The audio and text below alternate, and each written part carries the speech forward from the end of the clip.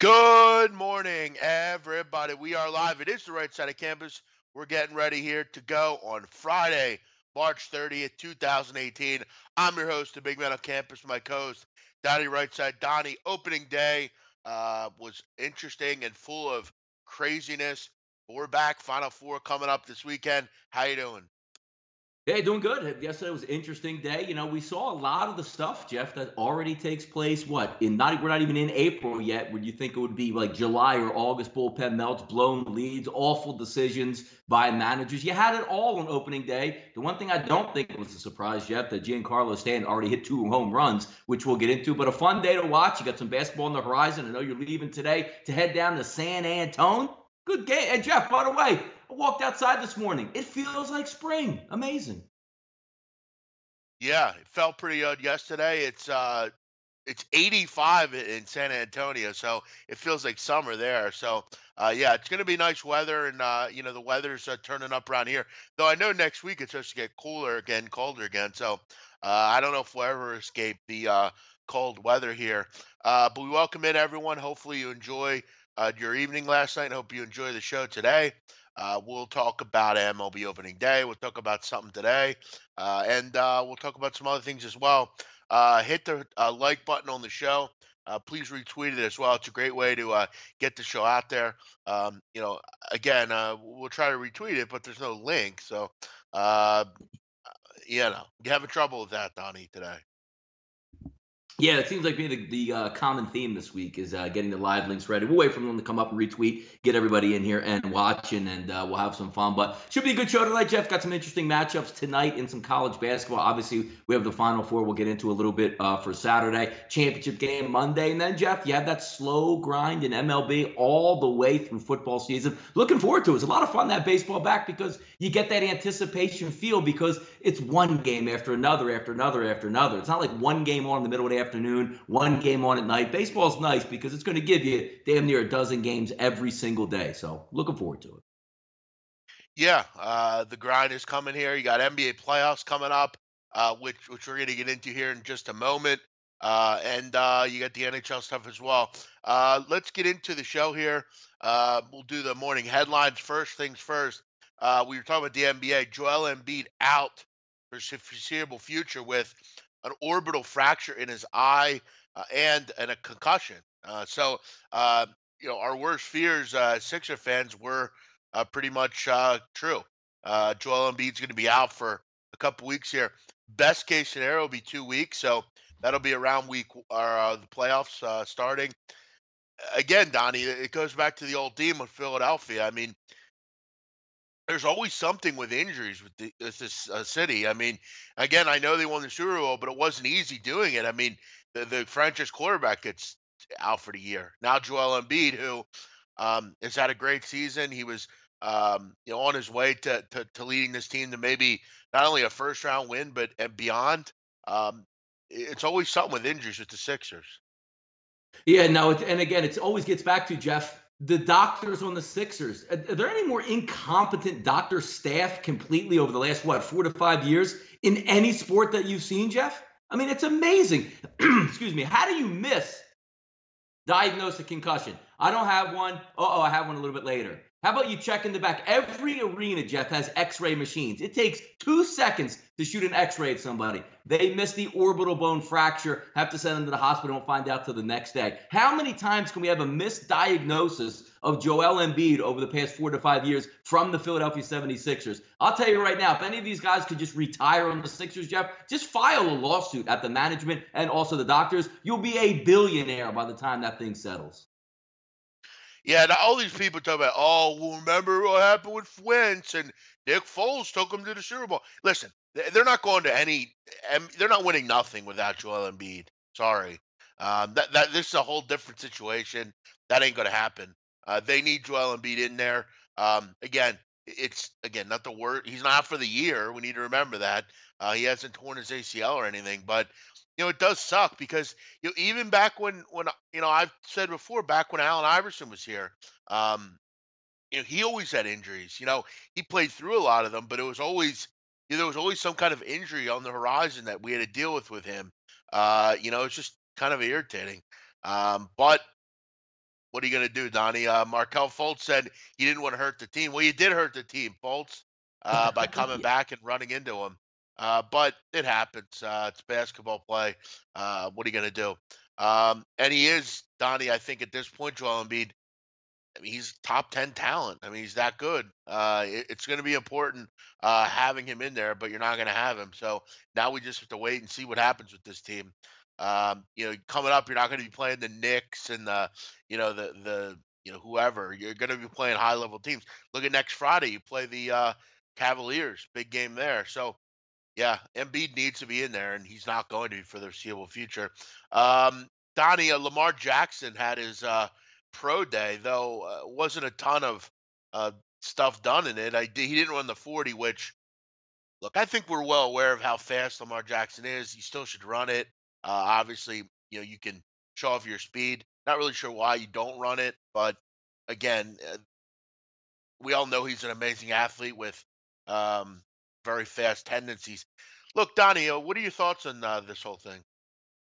Yeah, it's not so much Lamar Jackson himself, Jeff, because I just think he's getting a little bit of bad advice here. When you are a freak athlete like Lamar Jackson is, NFL teams want to be wowed. Like if you're sitting outside, Jeff, we could probably agree, if there's 5 quarterbacks going in the draft that could technically go in the first round, right now Lamar Jackson is the wild card out of all of them. I think we know the quarterbacks that are going to go 1, 2, 3, whether Baker Mayfield goes before Jackson, we'll see, or what the talent is. But if I'm going on let's just say, a job application and I'm going to do a job interview, I'm going to put my best foot forward. If you're an NBA player like Steph Curry, are you going to go to a workout and try to dunk every ball and not to shoot a 3? No, you're damn near going to shoot from half court to show this team, like, you want this 3 ball? Watch how deep I can hit this. If you are Lamar Jackson and you blaze a 4-3 on your pro day and just show them you have an arm, you don't even have to be accurate. That tips the scales in your favor. Secondarily, you hire your mom to be an agent. All fine and good, but the problem we have here, Jeff, is the first round, and all the way through just about, it's now structured in the NFL. The agent is not that important to structure your contracts. However, your agent is important of how you are marketed to teams, your accessibility, your training that you're going to get, making connections with, off the field guys who can set you up and, give you the proper coaching, the proper technique, and get you ready, A, for the combine, which already passed, and B, for your professional workouts and private workouts you're going to have with NFL teams. The word comes out yesterday, hey, NFL teams been calling around. Let's just say you're one of those teams, Jeff, that aren't really sure or sold yet on Lamar Jackson. You go, you know what? We're sitting in the 16 hole right here. We would really like to get a look at this kid because he's the enigma out there, and I want to get a good look. And you're calling his mom, and she's not calling you back to set it up. You know where you're going, Jeff? I'm not dealing with this. I'm going to move on. Let's knock him down a rug. We might have taken him at the 15th or 16th spot outside if he had a good workout, but we can't even get the guy on the phone, so let's pass on that. He's getting bad advice all the way around, and he's the wild card. He should put his best foot forward. Yeah, I mean, I don't disagree with you there. Keep in mind, listen, the mom's the manager. It is what it is. I don't disagree with what you said there. But again, I mean, family is a fickle thing. I mean, look at LeVar Ball. I mean, look at him and the way he handles his children. I mean, look, I'm not saying that she's going to help him or not help him. Could be a concern. You're right. I mean, the Annie Apple thing is it's obviously evident here. But as far as I mean, him on the field. I hear you. He should run the 40, but again, I don't think that's his mom's his agent. And look, my mother's a realtor. I mean, I won't say that, I wouldn't use her as a real estate agent if I got sold the house. You know what I'm saying? But I don't know, Donnie. You wouldn't use your mom as a manager or your father's a manager if you were? Wouldn't be anywhere near that. Like I want professional, especially like you. Even let's just say Jeff, Let's just say it's Darnold, the number 1 overall pick. Well, it doesn't even matter about that. Anybody's going to take the 10%. But, I mean, when family gets involved, there's usually ulterior motives as well. We've seen it firsthand with Ryan Howard, where his family just straight up robbed him, which I don't know if that's going to be the case. But when you're looking at going in, you want the professional aspect, the one that's going to take the approach away. Like, my baby's really good. He's going to be really good. Well, that's not what you want. Like, you want other people around you to manage you, put you in the right spots because you are the wild card. If Darnold hired his mother he's still probably going to go number one overall. If you remember, Jeff, in Philadelphia, the Lindrosses, what a pain in the ass. They were the agents for Eric Lindros, but he was going number one overall as it was anyway. When you're the wild card, you need the best team around you to market you and put you up high. This sort of reminds me back in the day when Ricky Williams was drafted to the New Orleans Saints, and not Cash Money Records. What's the rapper down south? Damn it. He's No Limit Records, whatever his name was. He was the first agent for Ricky Williams and killed him. He gave him the worst contract you could ever feel. Like, Ricky Williams had to break the NFL rushing record just to get paid in his rookie year. It was awful. Surround yourselves with professionals, put yourself in the best spot, and you will make more money. That's all. That's the only gripe I have. He's a great talent, and his mom is his manager and doesn't call anybody back. What are we doing here? Yeah, she needs to get better with that for sure.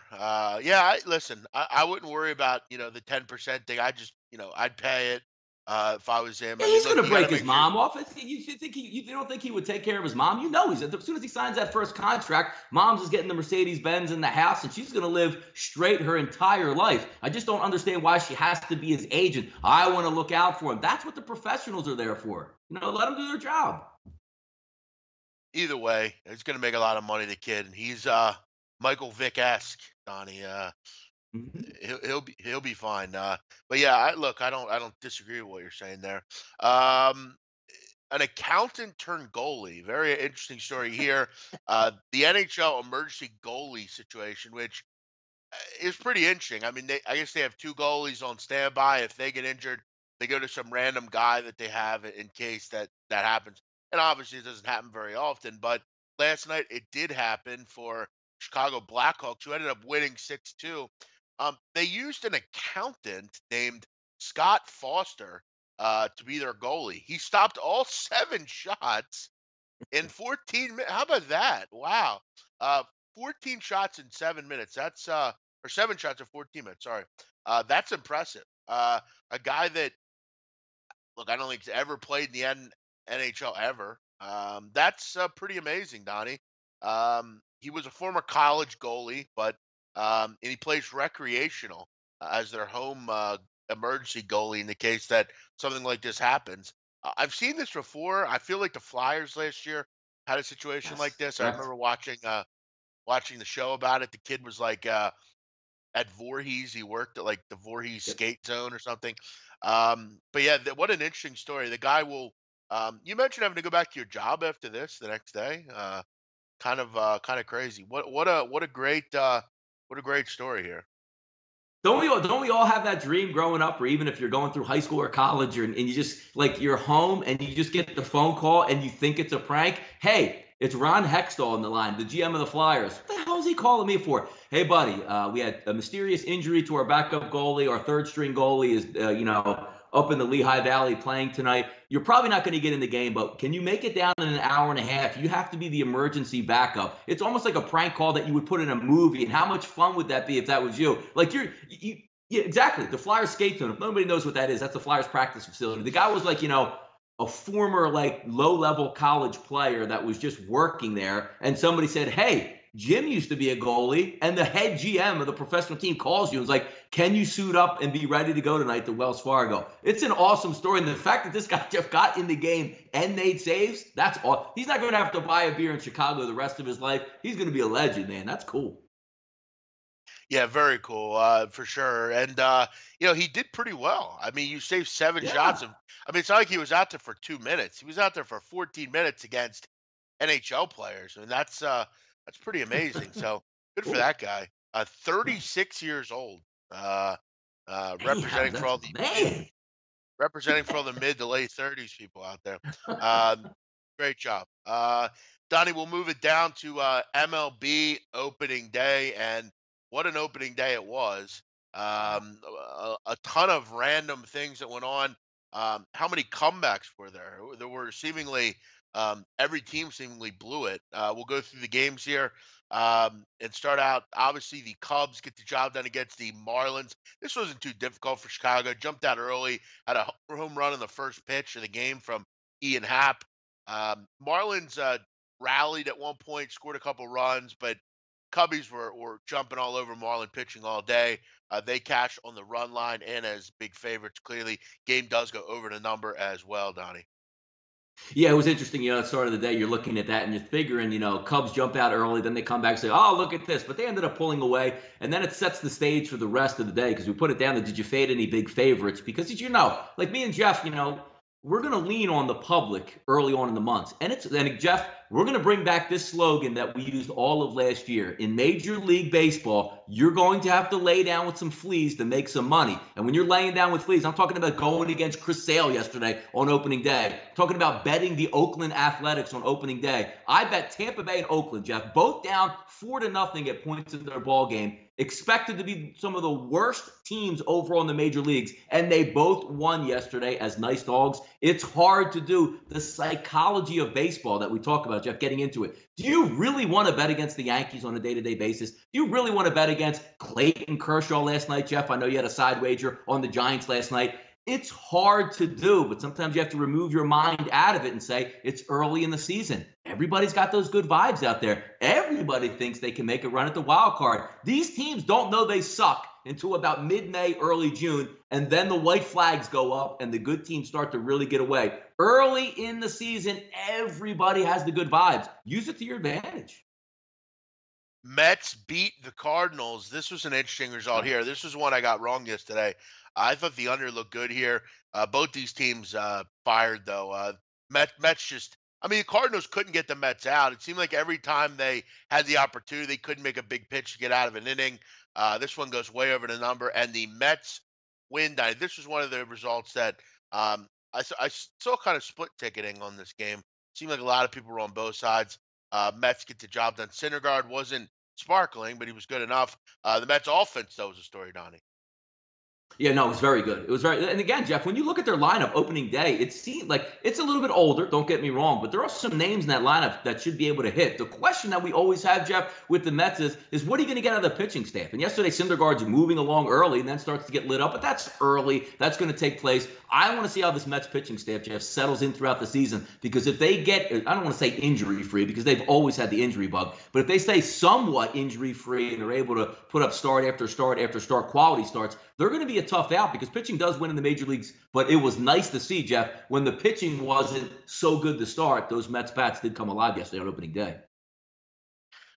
One of the worst managerial disputes I've ever seen yesterday. Philadelphia Phillies. Listen, I want to go on a soapbox here for 1 minute because this was an absolutely pathetic debut from their manager, who I already can't stand. I already hate that guy. I already can't stand the way he looked, the way he is. He's just a tool bag. And yesterday was a clear example of his inability to manage already. I know he's a rookie, but listen, we sit miles away, Donnie, in our living rooms, and we can make these goddamn decisions. I mean, it's not difficult. But you have yesterday, first of all, his lineup card was absolutely ridiculous. I mean, where was Odubel Herrera? Where was, I mean, Kingery? And where was, Jorge Alfaro? This was just a weird lineup. Then you got Nola, who was cruising 68 pitches. It was only the fifth inning. Okay, these are the kind of games you win. You can't lose a game up 5-0. He pulls Aaron Nola to put in some no-name guy that no one's ever heard of. They come in and the wheels just fall for the Phillies. Keep in mind they don't score for the rest of the game. And then when he should go to Nishak, because that's why you brought Nishak in for situations like you were in yesterday, you decide not to do it. You decide, well, I'm going to go to. By the way, Hector Neris. Yeah, Nishak. By the way, Jeff, unbeknownst to the public, I'll let you go on that. The Nishak had some mysterious injury, which even compounds the issue of why you take Nola out. Go ahead. Right. And keep in mind, no one knew about that until after the game. Exactly. That was just one of those, hey, I made a stupid mistake, but I'm just going to blame an injury so it doesn't look too bbad. I'm going to throw my guy into the bus because that's what we do here. But yeah, and then you don't put Nishak in, and then, but Hector Neris is not a closer, okay? I know it's only the first game of the season, but I didn't think he was a closer last year. I'm not sure that I'd be high on it this year either. It was just a hideous debut in all facets. And I don't blame him being a new manager. I don't blame that. You got to make that decision is little league-esque. I mean, you don't take out a pitcher that's cruising. And certain managers have done it before, and I jumped on them too. It's just a hideous decision that's the reason they lost the game. No, it was brutal, Jeff. First of all, you're a Phillies team that you're going to be based on momentum, right? You're heading into the season. You're playing what you think is going to be one of the lower level teams. You have your ace on the mound, Aaron Nola. He's got 68 pitches, and you're the only one that knows that probably your best guy, Jeff, out of the bullpen is not going to be able to pitch today. Why would you pull him out? And it's a 5-0 lead. And the best comments of the day, Jeff, came directly from Freddie Freeman. Freddie Freeman says, you know what? The minute Nola came out of that game, we couldn't even touch him. We started getting energized. We knew we could hit this bullpen, and they run him right off the road. Nola exits, Jeff. No runs on the board. 8 runs get put up, and you take a loss opening day. You can't have that, and I get it. You're managing on the fly. I don't even care about you didn't have Odubel Herrera in the lineup. You can't mismanage your pitching staff, especially, I mean, we're not going to, like, the Yankees bullpen. Am I right, Jeff? Where it's like, give us 5 innings, and we handle the back end of it. Your ace is on the mound. Now, if this was like Nick Pivetta, Jeff, or Velasquez, you go, you know what? Hey, 5-0 lead. 70 pitches. I'm going to pull you out so you feel good for your next start. Aaron Nola's been there, done that. Let him ride. Just disgusting decision. Horrible. You got it, Donnie. I've always been coming back, even though Big Man hates me. That's from Bill Butler's back. There you go. Well, yeah. I don't hate him. I've never talked to him, but yes, I do think he's a troll. I mean, I think it's been clear on his comments. He comes on our soccer shows and acts real weird. So, yeah, I do wonder about the validity of him as a user, but I don't hate him. I have no reason to hate him. There are very few listeners I hate. There are a couple, and they know who they are, but other than that, I don't hate anyone, not at all. No, why would I hate you? I do think your love for Flash is a bit odd for sure, but Jeff, I we don't all know. love I don't Flash, hate. though. Come on. Well, but his is weird. This guy worships Flash, which I do too in a way. But he also says weird things about like just him in general. I don't know. And your name's kind of odd too. That's kind of a giveaway also. But no, I don't hate you, Bill. I don't really know you that well. Um, okay, you're on meds all the time. Okay. Uh, I am judgmental because it does seem like in a bit you do troll for once in a while, but all right, you're on meds. That explains it. Let's keep it going. San Diego, Milwaukee, not a ton of it on in this game, Donnie. Very boring overall. Brewers get the job done 2-1. Under comes in easily. What do you say about this one? Not a ton to be excited about here. No. Yeah, it's like, again, Kyle, who's usually popped in there, probably sleeping up with a lot of the times last year, Jeff. How many times were we on the Brewers? Nice to see the Brewers were in a low battle 2-1, as opposed to last year when you knew they had to outswing you basically for the whole game. But again, it is the San Diego Padres. It is opening day. Nice to see the Brewers came to play to pick up a win. I'm high on the Brewers, and I think you are too, Jeff. Yes, nice win for them. Dodgers lose the first game of the season to the San Francisco Giants. 1-0. Under comes in easily. Under was never even threatened in this game. What a big win for Ty Block, who I'm telling you, remember that name, people. The kid's pitched well at the major league level. Was good last year. Had great numbers against the Dodgers. And that was kind of one of my reasons, Di, for taking him yesterday. He said solid numbers. I didn't think he'd be 1-0, but what a great win for the young kid here. Kershaw starts the season off with a loss.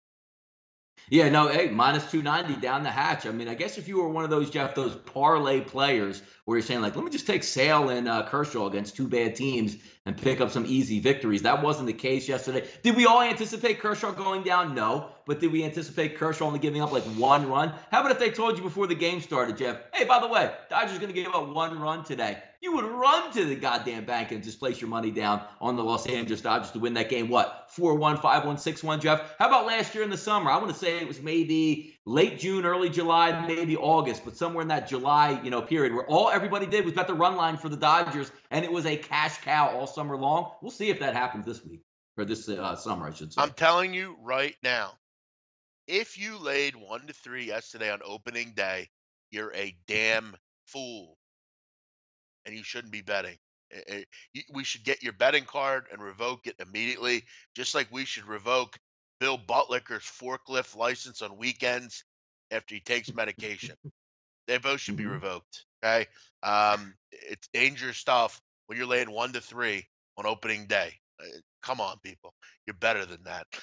Diamondbacks and Rockies go over the number. And I had this one as well, Donnie. Over the number, Patrick Corbin and John Gray. It didn't look good at times, Donnie. Arizona had a couple bases loaded, no outs, and found ways not to score. That's got to be one of my favorites, Donnie. Bases loaded, no outs, and you don't get Yeah. any runs.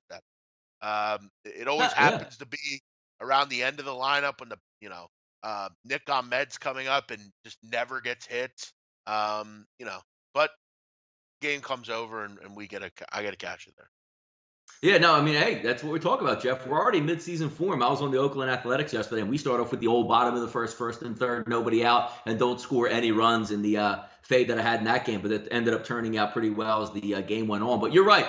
Welcome back. Isn't it fun, Jeff? Like you get the taste right away. Like it's opening day, Jeff, and you got the whole smorgasbord of what you hate in baseball in one day. It's like, man, did we even leave baseball season? Melts, comebacks, bad managerial decisions. It was all there. Second and third, one out. Second and third, no out, no runs. It's all back, Jeff. Good to have it back.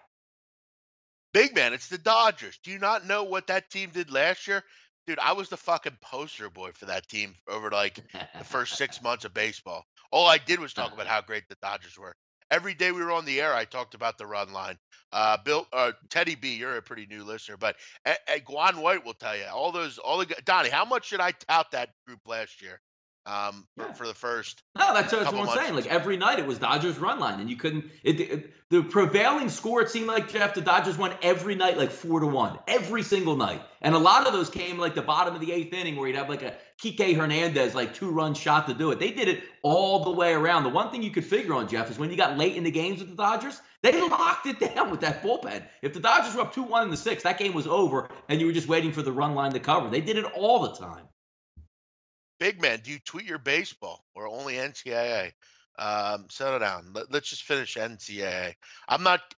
I don't know if I'm getting into that in the season. I need a little break here, which I'm going to take after the season ends in basketball. I'm just playing the games.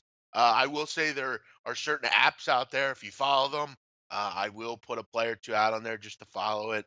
But no, not initially. I'm kind of just like Donnie. I kind of chill out for the first month or two.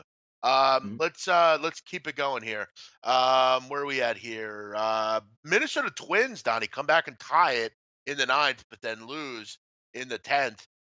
Probably not a good idea when you bring in Fernando Rodney sometimes in games like this. He comes in, serves it up. Game over. Baltimore wins, Donnie. I'm telling you, at home, they are just magical. Magic. No, they do. I mean, it carries on. It's been a couple years now. We're waiting for like a little bit less talent, I want to say, for the Baltimore Orioles, but they're still home. They still hit Adam Jones walk-off blast. That's what they do a lot. They're a tough team. The only thing that's kind of interesting is that the game wasn't over the total, because usually when you see a game at Camden Yards, that's usually the case with good hitting lineups coming in. But it was opening day. Nice win for the Orioles. And again, one of those teams, Jeff, that we looked at last year and said, you know what? If the Michigan, it's March, it's Michigan. When the Orioles are at home, it's hard to go against them. No, and that's one of the reasons I don't really give plays out because, and particularly early, because I've already literally gave you this stuff. I've told you, bet on the Baltimore Orioles at home, bet against the Marlins. And we'll do the show every day, false flags and stuff. There's a lot of money to be made in baseball if you just look at the right things. As far as Baltimore, though, Donnie, I will say this: I'm a little bit more high on them than most. I think they could be a random, team to kind of surprise people in the AL. They still have a good lineup. If Alex Cobb can be a top flight starter for them, who knows? We'll keep it going. A couple other ones here.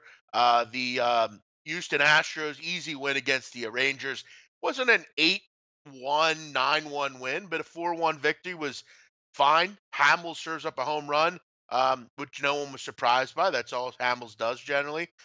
Game stays way under, though, Donnie, in a game that I think a lot of people thought we'd see a lot of runs.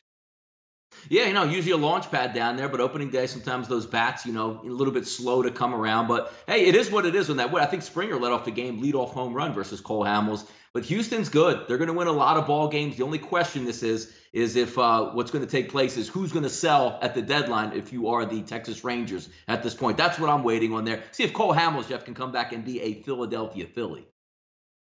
Yankees easy win yesterday. This one wasn't even close. J-Hap gets shredded. And Luis Severino was great. That was one of the things kind of lost in translation. The Blue Jays are a mess, man. I mean, Donaldson's hurt. They're making him play anyway. Tulowitzki's out for the 60-day DL. They're just a mess right now. Giancarlo Stanton, how about him yesterday? 2 dingers. His first plate appearance. Donnie, let me ask you. John Sterling had an interesting call yesterday, but I want to make it very clear. When a Yankee player comes into the organization, they all have home run little ditties that John Sterling comes up with. According to Hmm. Sterling, Giancarlo wanted his to be an Italian. John Sterling obviously doesn't speak Italian, so his first Stanton home run call is a little awkward. People need to remember What John was it? Sterling is not What was it? Italian. Say that again. What was the call? What was the home run call? Basically, it's an Italian phrase that rhymes. It's s- I forget exactly. Oh, it's non si più più parlo or de parlo. I could do it better than he can. When I was younger, Donnie, my best friend was from Sicily, so I heard Italian Yeah. all the time. So for me, I would say non si può di parlo. Something like that. That's what I thought he was saying. I don't know what exactly he was saying. I have to get the exact translation, but again, I'm sure he'll get it down normally like others. But did you hear it, Donnie? What did you think of that? No, I didn't hear it, but overall, like I see some people comment there, I'm not a big John Sterling fan because Come I think on. John Sterling, I think he would fit in well with like the Rays or the Marlins that need a gimmick. Like this is the Yankees. You figure they would be more. I mean, you can have fun in the booth, but a little bit more straight laced. I do think his calls are kind of corny when he like Teixeira, a text message to the seats. Like that's like You guys single are A ball with absolutely Barnes. nuts. These are absolutely nuts. Sterling is an institution. He's the best. Uh, I often He listen to should the be like a high. broadcast. He should be like he sounds like one of those Division III college kids that are just trying to get on YouTube. Get out of here. He's the best. Oh, bomb. Rod. Uh, the best, the absolute best. By the way, a lot of people also are asking, why does Giancarlo Stanton have an Italian, phrase at the end of his home run if he's not Italian? That's a pretty good question, actually. I'm not really sure. Is Why he doesn't not Giancarlo? Italian at all though? Like, where's the name Giancarlo? That sounds Italian as hell, doesn't it? No, I mean his last name's Yeah. Stanton. Huh? That's not Italian. No, but Maybe his father. maybe somebody in his lineage has to be though. But like, where would the name? Where did the? Because I don't know the background of it. Where did the name Giancarlo According, come from? Is like who gave that to him? according to Wikipedia, which again, Wikipedia at this point's a pretty good source anymore. He's mostly of African American and Irish descent. His maternal grandmother was Puerto Rican, um, and his Puerto Rican ancestry wasn't close enough for him to be eligible. So I don't see any reference that he's Italian at all. Maybe his Except for the father was half Italian or something. yeah, I don't something know. gotta be because I know Um, his first name is Michael, correct? Michael Giancarlo Stanton, I believe. Is that his real name? his mother calls Or him Giancarlo Cruz. Michael Stanton? Oh Well, yeah, he his does real have name a weird name. You're right. Go ahead. Yeah.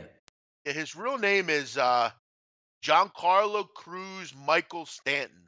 Um, his mother calls him Cruz, and his other relatives call him Mike or Mikey. He was known as Mike Stanton throughout his high school and minor league careers and for first years as a major leaguer. Before the 2012 season, he made it known that he'd prefer to be called Giancarlo, which, again, Giancarlo is an Italian name, but Giancarlo has no Italian in him. So he's, um, yes, not Italian. I don't really know. I guess he wants to be a Guido. I don't know, Don. Yeah, no, Yeah, he can play a lot of parts, Jeff. You're right. If he wanted to be if you looked at Giancarlo and said, yeah, his dad's all Italian, you'd be like, yeah, I can believe that. I can believe it. He plays a lot of parts. Yeah. yeah. I actually don't. Again, look, if let's say you're Albanian or Croatian or Greek or something, maybe you could pass and maybe you could be like, oh, all right, he looks Italian. But I don't really see it with him. He looks more Latin to me, if anything. But again, interesting nonetheless. We'll hope John Sterling can get the home run call a bit better. Quick other ones here, Donnie. Chris Archer. How about this turn of events? Chris Archer was terrible yesterday, but the Red Sox still lose the game. This is what we talk about, Donnie. You talk about false fades, false flags. Chris Archer and the Rays, you knew they were going to win somehow. That dreaded 4-run lead, you knew it'd get coughed up because the numbers were against you.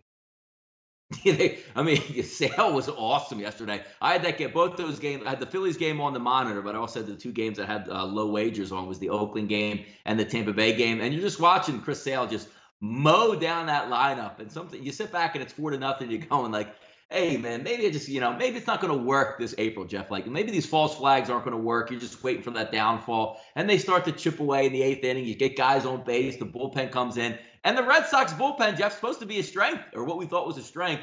So good to see that 6-run bottom of the 8th. I'm like, yep, baseball's back just the way we needed it here early in the season. There he is, my old friend.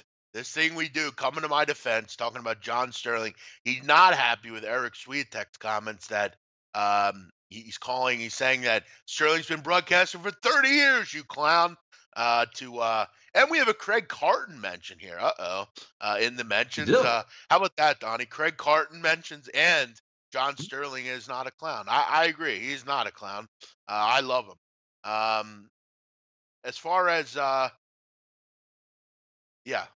we'll move on from John Sterling. Donnie, we'll wrap it up though. Other ones, Chicago White Sox, for some reason, were a plus 135 underdog yesterday. Not really sure why. Why were the Royals 155 favorites at one point? That didn't make any sense. I mean, I guess just because Big Game James, he played the part early on because it looked like it was going to be 14-7 the other way with Kansas City. But you're right. Hey, opening day plus money, get down that dreaded, Jeff, the dreaded 4-run lead again? They popped up yesterday in Kansas City. Just what it is early on. A lot of these games, Jeff, because again, guys aren't settled in. Guys aren't used to pitching at this point. Guys aren't used to, am I going to come in the 7th or the 8th? Is the manager with like Aaron Nola going to let me go past the 5th inning or the 6th inning? A lot of this stuff's up in the air. Lean on some dogs, man. Happened yesterday as well in that spot. Swiatek's getting very close to a timeout here, which is continued knocks on John Sterling. I'm not happy with him. Cut it out. John Sterling would be a phenomenal ABA announcer back in the 70s. He would have been great. Yeah. More comments on Craig Carton. People are concerned about his ability to have plenty of time to do things coming up. Wonder what that's all about. Jim Bean's in here, one of the weirdest listeners in the history of the show. I love it. Yeah, that's Sportsbook, Jeff. Yes. Says the Marlins are winning today. Another odd comment. I'm sure when they don't win, we won't see Jim Bean for about 2 weeks coming up. Donnie, let's get into the card today. What else do we have here on the NIT quickly? NIT, not a lot here. I had Utah last night. Bad pick. I don't know if it was a bad pick. They just couldn't play defense, which probably I should have saw from the beginning. But then again, I don't know if I should have. I mean, they had been playing fantastic defensively throughout the tournament. Penn State was just, luck box all year. They just couldn't stop. They shot well every game. It was amazing. But, they get their job done. NIT champions for Pat Chambers' career. They might be a favorite next year in the Big Ten, Donnie. Jeff, I like them. I like that team. And it even makes me even more pissy, Jeff, because we like the Temple Owls, because half that team probably should be over at Temple, but we don't do things the way you're supposed to do things in NCAA basketball to survive, because that's a good foundational team, Jeff, moving forward next year. I think they took, how sometimes, Jeff, you wait for these teams, you wait for these, NCAA, to make that next move where, all right, we're bottom rung, we're lower rung, we're middle rung. Now we want to make the NCAA tournament. I think Penn State's at that. I think they're going to be a buy-on team next year, Jeff. I'm excited for what Penn State has to do, and it's just coming at the expense of our Philadelphia teams, which is the shame of it. Exactly. Donnie, let's move to today's baseball. What do we got on the card that we're looking at here?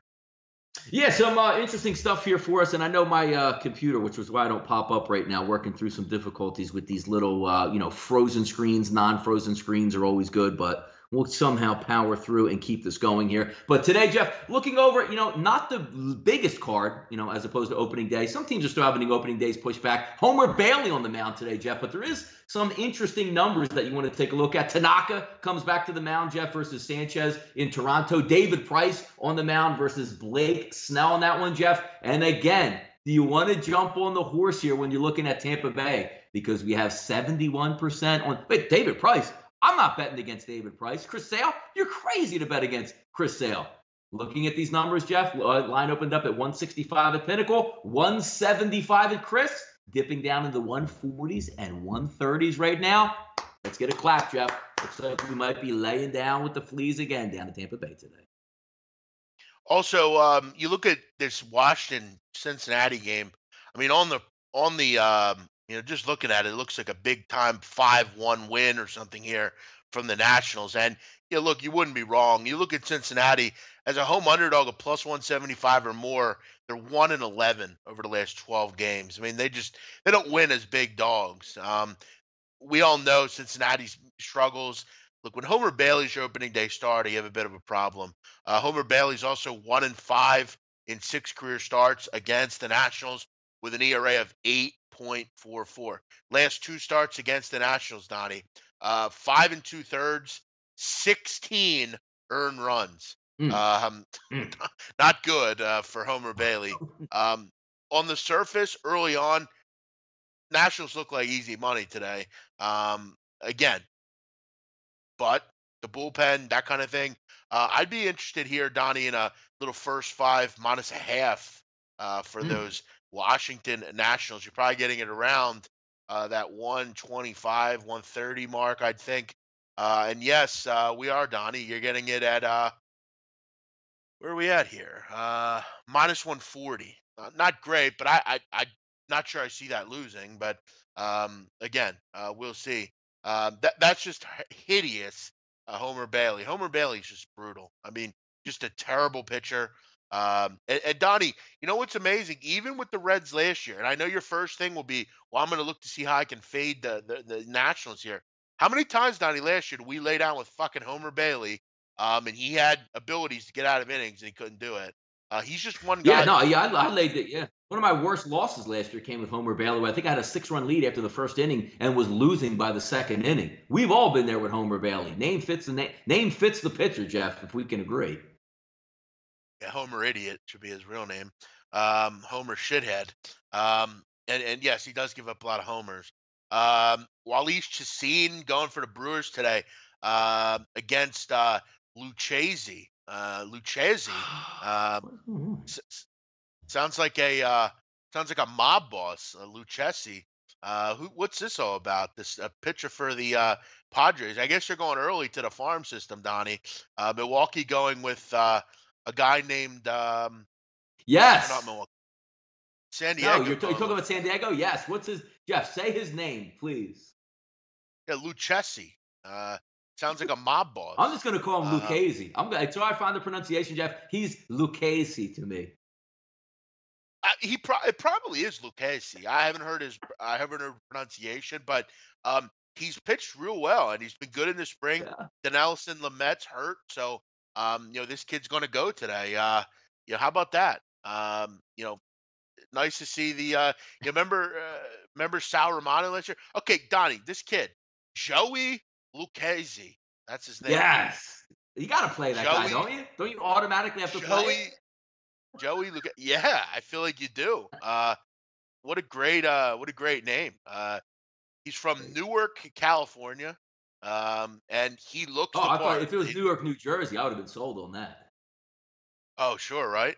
You gotta go. Well, maybe his father was like from the Bronx or something, and they moved to California. But no, he looks like a straight. Yeah, sure. He looks like a straight paisan, bro. Yeah, I'm all over the kid today. I like it. He's pitched well in the spring. He's been fantastic. I like it. Especially the way I like San Diego. I like that lineup. I think they'll bounce back today with a win. Maybe a 3-2 win or something. I like the kid. I'm going to go with it. But I do like Chacin as well, so maybe I'll look under the number. Donnie, what else are you looking at now? Will be Tyler Skaggs on the mound today against Sean Manaea. You got early Ivan Nova, Zimmerman. Got to look Ivan Nova there, no? Yeah, no, you're right. It's interesting, Jeff. 40% of the tickets coming in on Pittsburgh, 60% on Detroit, 70% of the money coming in on Pittsburgh. But we have that nice opening. What? Pinnacle minus 117. Chris looks like it's minus 121. And so line moving in the right direction if you like it that way there. Jordan Zimmerman will make his first start for the Detroit Tigers today. A nerve block injection seems to put his back and neck issues to rest for now. So Jordan Zimmerman might be a guy towards the middle of the season you want to get fading again, but he has a new focus, Donnie, on his two-seam fastball, which is supposed to be his tweaked his game. And Ivan Nova has struggled in his career at Comerica. 4 starts, an ERA above 8 in his outings there. So, look, Tigers aren't exactly a team that people are running to back. And if you do like them, maybe look first 5 here. Zimmerman, you might get a nice performance out of him. I'm kind actually when I look at this game more and more, I kind of like Detroit at home. Detroit is generally a bit better at home. They're generally a team that usually does well in day games. And they're the plus money underdog here by a little. I think Zimmerman Donnie will pitch pretty well in this game. I like the new outlook. I like the new changeup of his game, and his back and neck are seemingly pretty good right now. I think we lost Donnie. Is he there? Donnie, you there? We lost him. Donnie's gone. We're about to end the show anyway, but we'll finish up here with a couple other ones. Arthur Funchess is fading Zimmerman today. I'm not sure I would. I don't really see the reasoning behind that. I don't know that I like Nova in this spot. I'm not in love with the Pirates as it is anyway. But yeah, kind of like Zimmerman there. Let's look one or two other ones here. Diamondbacks and the Rockies continue their set out in Chase Field. Another total at 8 here. It opened 8.5, so it has moved down a bit. Arizona going with Robbie Ray, who was very good last year for the Diamondbacks. Tyler Anderson, the lefty, he was really good towards the end of the season last year. But again, are you going to get that Robbie Ray from last year? He was absolutely fantastic. 15-5 and 28 starts with an ERA under 3. And he led all major league starters with strikeouts per 9 innings. I wasn't impressed at all last night with Colorado's offense. This team just struggles seemingly on the road. But you look at some of these numbers for the Rockies against Robbie Ray. Nolan Arenado, 22 at-bats, 318. Blackman, 27 at-bats, 519. Cargo, 15 at-bats, a 400 average. Story, 10 at-bats, a 400 average and 2 home runs. This current lineup hits him pretty well. 3 home runs for Blackman, 2 home runs for Story, a home run for Cargo and Nolan Arenado. I mean, I kind of like Colorado here. Especially at that price. But I'm not looking a lot to bet against Robbie Ray, but he does have concerning numbers against his team. So as far as for me, I'm definitely looking at that national game, first 5 innings -0.5. I definitely think they'll have the lead after 5, especially against. It's like a David and Goliath matchup. You got Scherzer on one side, Homer Bailey on the other. Seemingly the best pitcher in baseball against one of the worst. 2 lefties in Boston today going at it. Or in Tampa Bay, I'm sorry, Blake Snell and David Price. Dottie said he might have to lay it out again with the Rays. And Yankees, you got Tanaka against Aaron Sanchez for Toronto. Toronto looked lost yesterday, so it's hard to feel like you want to back the Blue Jays today. Also, especially with the fact that Tanaka has been pretty damn good in his career. 9-4 and 15 starts, the 2.95 ERA against Blue Jays. So I get the weird feeling, Donnie, that the Toronto Blue Jays are going to start out 0-2 this year. Yeah, no, they're in a bad way at this point. I mean, you're going to look for them to be selling and stuff. I know you probably can't see them on camera right now. We'll make it through. But finally, Jeff, we have a breakthrough. We know exactly what the issue is here on why the Skype has been cutting in and out from the camera angle. Finally, Jeff. What could that be? No, the camera. The camera's corrupt that I have. I see. Seemingly the new problem every day for you, Donnie.